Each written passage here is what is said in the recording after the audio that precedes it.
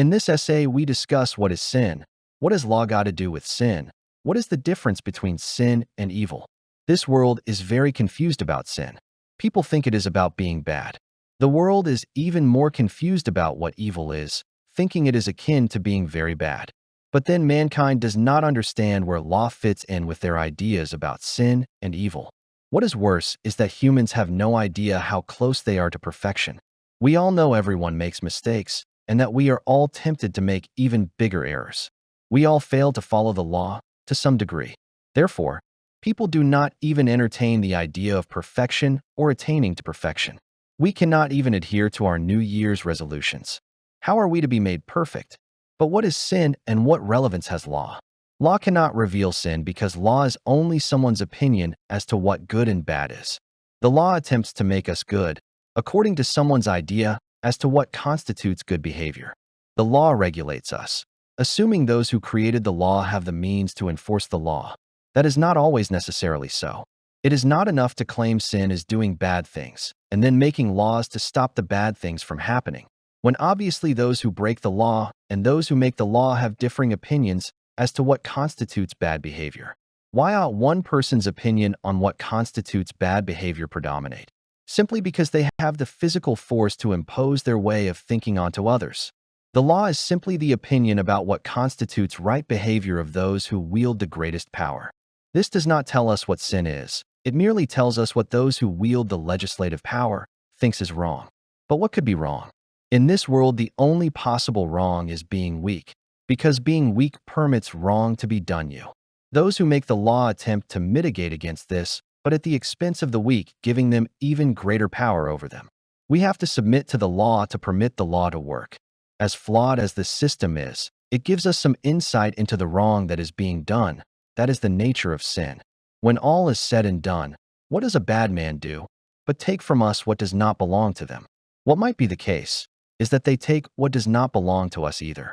For stealing to be the foundational sin, our ownership of what they take would need to be uncontested.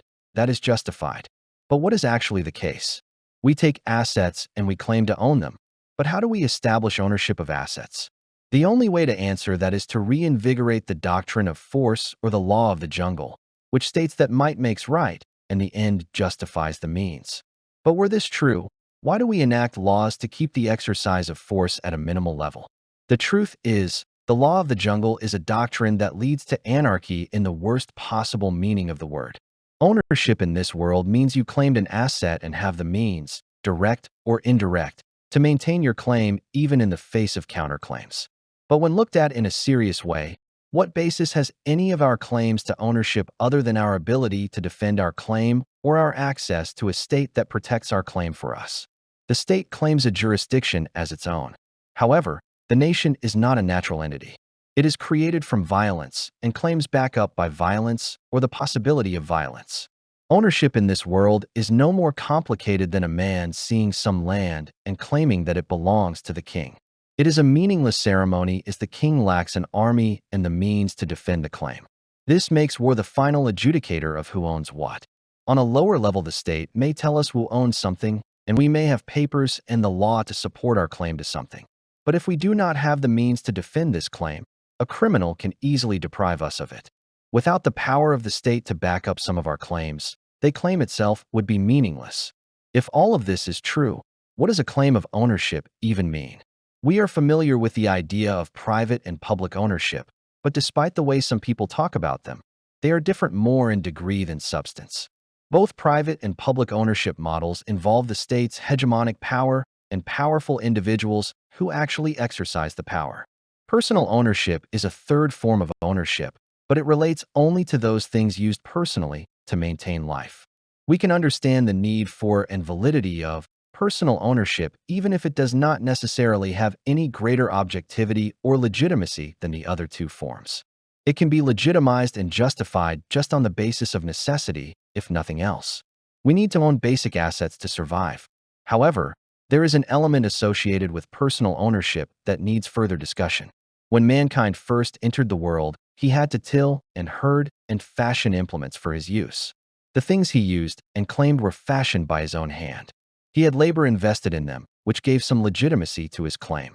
We all know things such as books and music are claimed by their authors, and no one disputes Mozart's right to his music, and name remains associated with the pieces he wrote despite how long ago they were written and how many times by how many people they have been played. The same with War and Peace.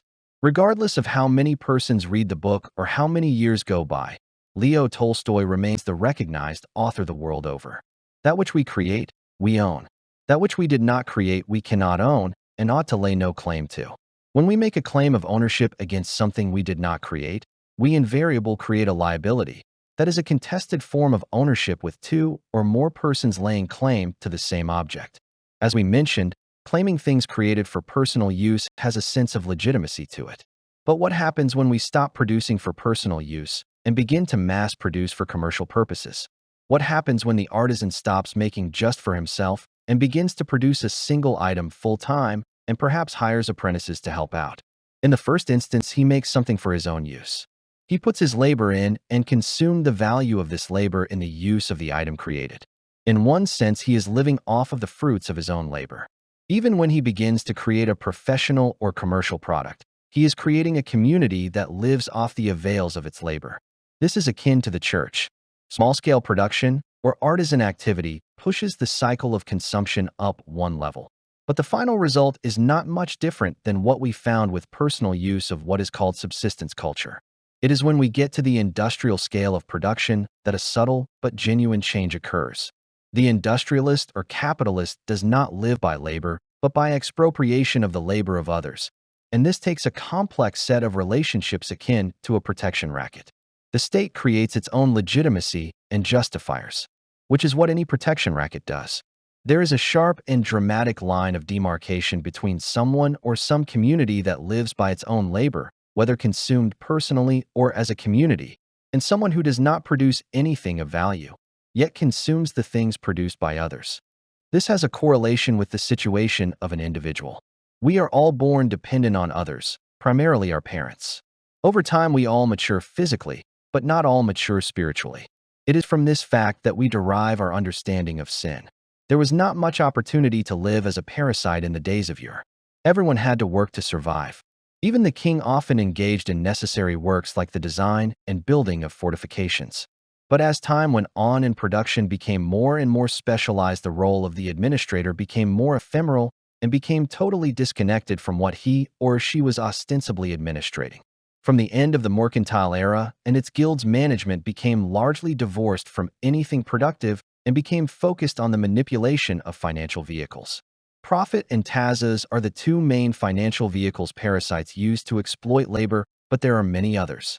The trick is to act as a gateway to something the productive sector needs. It's akin to setting up a toll road. If the early days man was able to reap what he needed from the earth, later on prior to industrialization, he needed manufactured goods to work with, but these were still the products of skilled craftsmen trading their labor and skills for the labor and skills of other craftsmen. The point is, at the beginning of time, people had access to the assets needed to carry out a trade. Because of this direct access to the needed assets, the labor theory of value could be used to determine the price of things.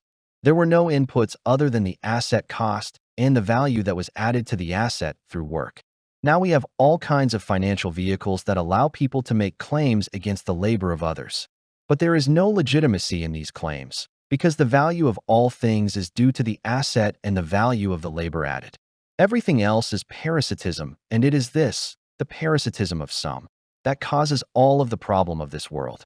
Take out the illicit claims, and we have peace and prosperity. War will be no more. Sin is dishonesty, and in practice or application, it leads to parasitism. We own only what we create. There is no other basis for ownership than this. What we create with our minds and the value we add with our labor belongs to us. Everything else is an illicit claim and causes liabilities. One cannot claim what is not theirs without creating a liability. The true nature of a liability is an illicit claim made against an asset or the value it represents, owned by its creator. All sin is the imposition of claims on that which one did not create. This is aided and abetted by the state. The state is the mother of all abominations, which are claims against things which one did not create. These claims destroy value. They destroy industrious. They destroy the peace.